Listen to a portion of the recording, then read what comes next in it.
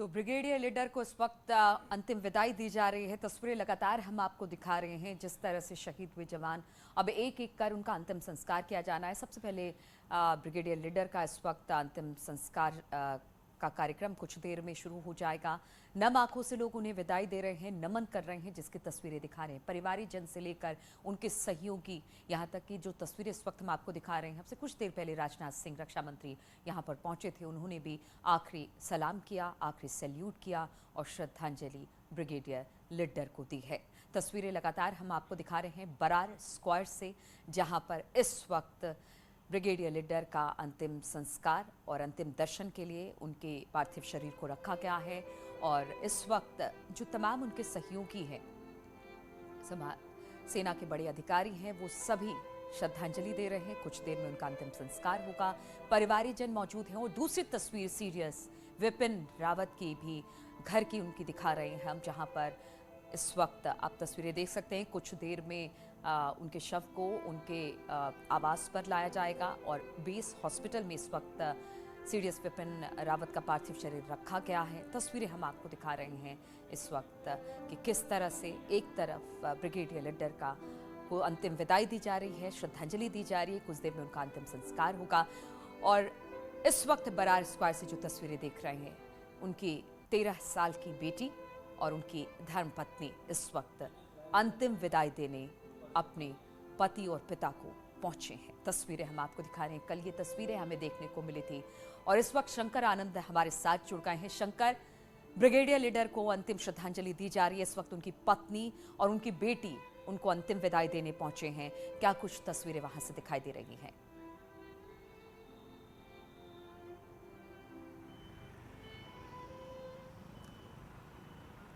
शंकर, आवाज मिल रही है?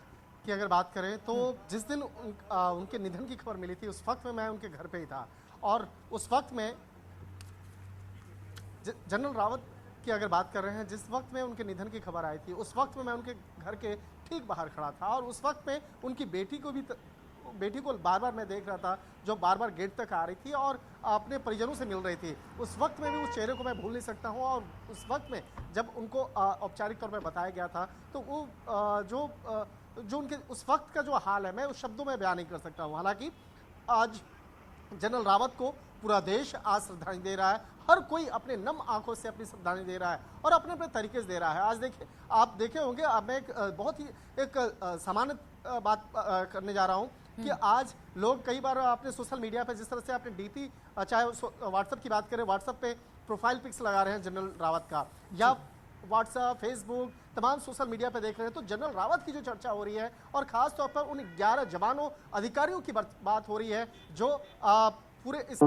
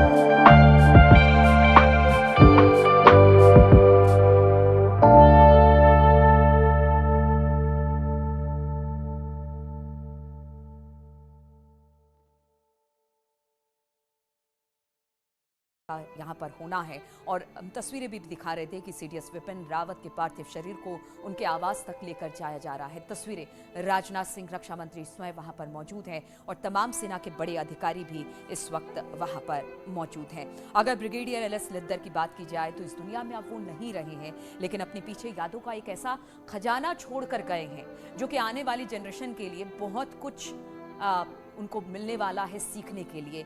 और सबसे बड़ी बात यह है कि एक जोश और जज्बे और जुनून में कभी किसी तरह की कोई कमी इन्होंने आने नहीं दी। अपने कार्यकाल में इन्होंने बहुत सारे ऐसे काम किए हैं जिनको याद किया जा रहा है।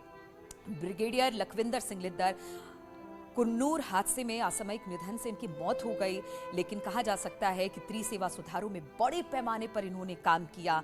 जनरल विपिन रावत के रक्षा सहायक थे। दूसरी पीढ़ी के सेना अधिकारी ब्रिगेडियर लिद्दर ने जम्मू कश्मीर आतंकवाद रोधी अभियानों में बड़े पैमाने पर काम किया और चीन के साथ भारत की सीमाओं पर एक ब्रिगेड की कमान भी संभाली।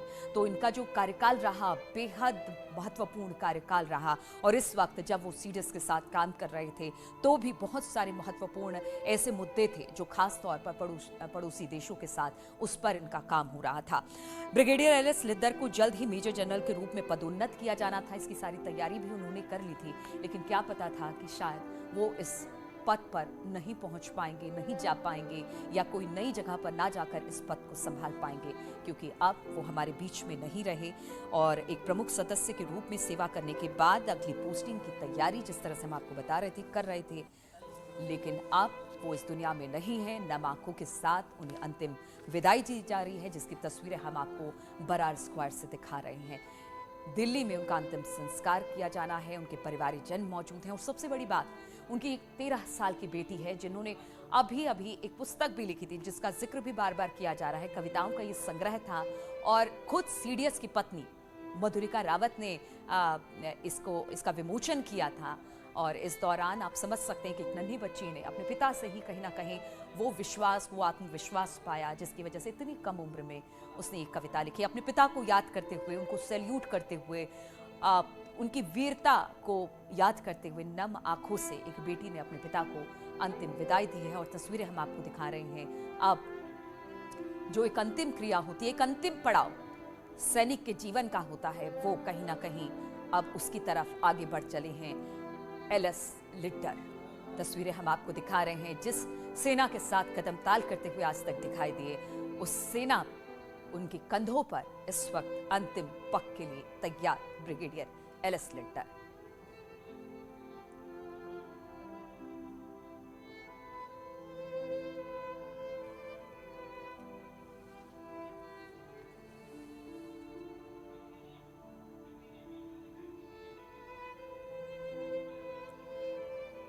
तो अब उस ओर आगे बढ़ चले हैं जिसका किसी ने कभी नहीं सोचा होगा कि इस तरह से असामयिक निधन के बाद आज ये तस्वीरें भी देखने में मिलेगी।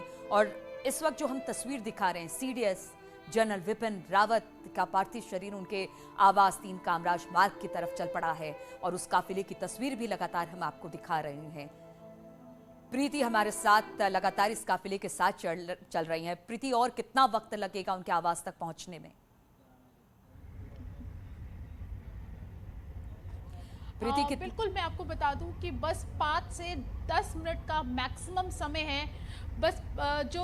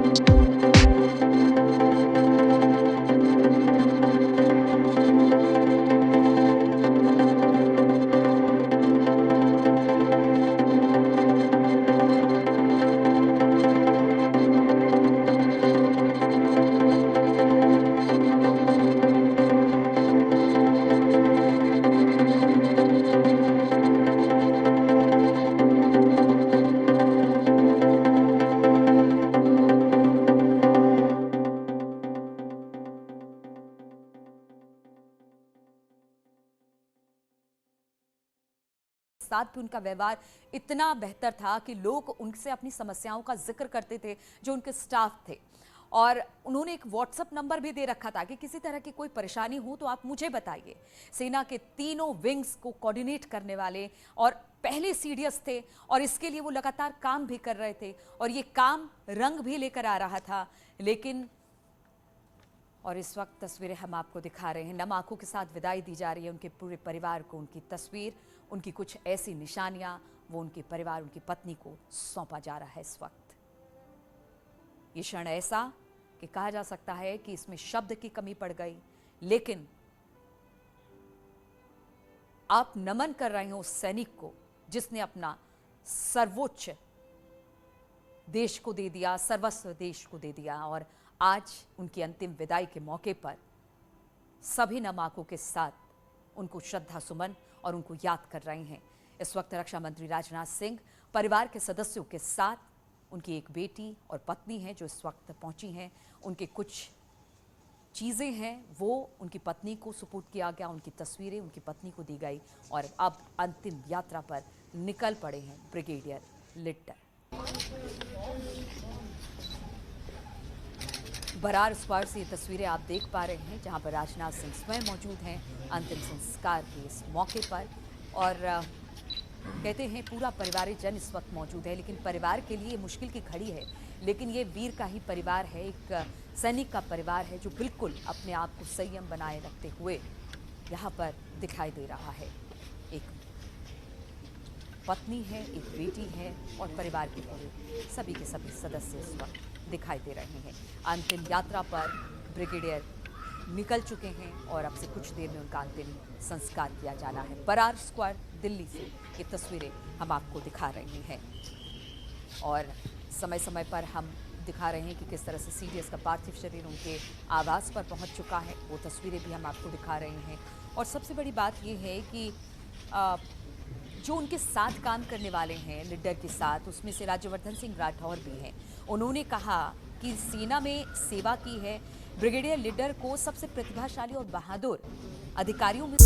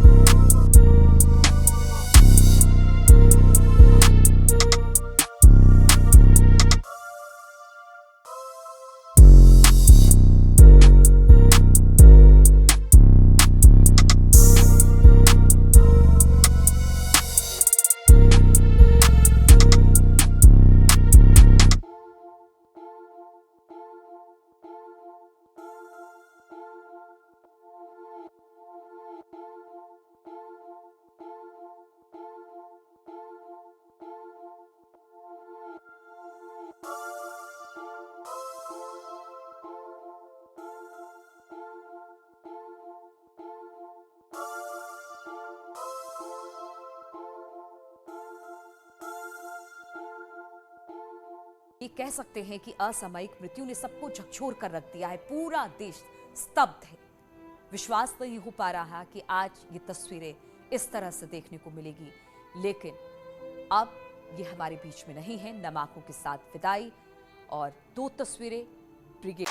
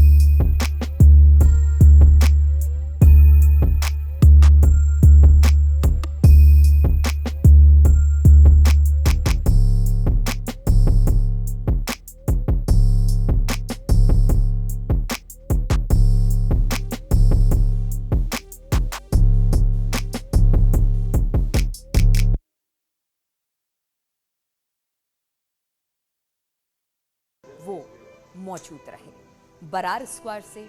और दूसरी तस्वीर सीडीएस विपिन रावत के आवास से हम आपको दिखा रहे हैं।